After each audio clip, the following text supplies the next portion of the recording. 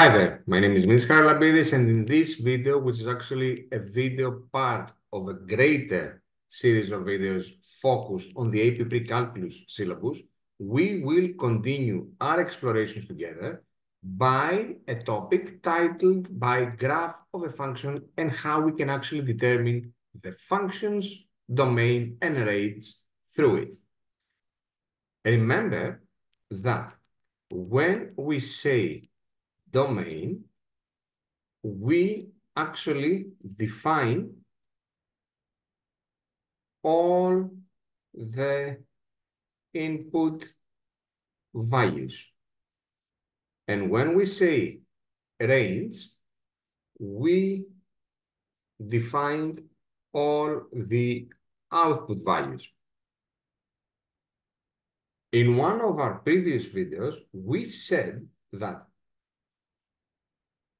the graph of a function is a visualization of all the pairs of input and output values that are related under a function's formula. The input values can be seen on the horizontal axis, while the output values can be seen on the vertical axis, respectively. Given a graph, the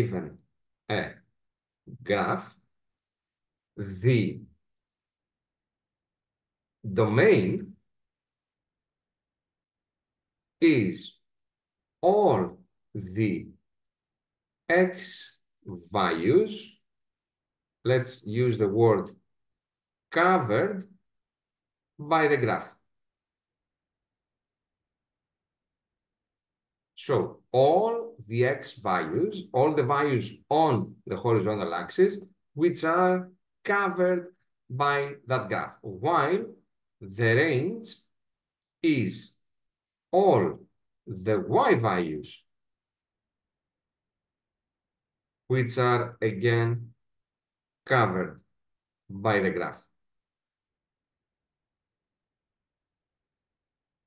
Let's now work this knowledge on this example.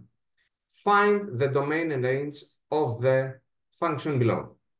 We don't need to know the actual function's notation. We just have a graph. What did we say before? That domain is the set of all the input values, of all the x values that are covered by that. So we can see that the input values start from here, which is -3, and go up to 3, but with a slight difference. You can see that here it is colored, which means that this value of -3 is included, while here it's not colored, which means not included. So overall, the domain will be every single x value from -3 included up to 3 not included. Similarly, in order to get the range, we would need all the y values covered by the graph. So from the smallest possible y value up to the biggest possible y value. Here we can see that the smallest is at -2 and it's included. So range is from -2 included up to 3, however, not included.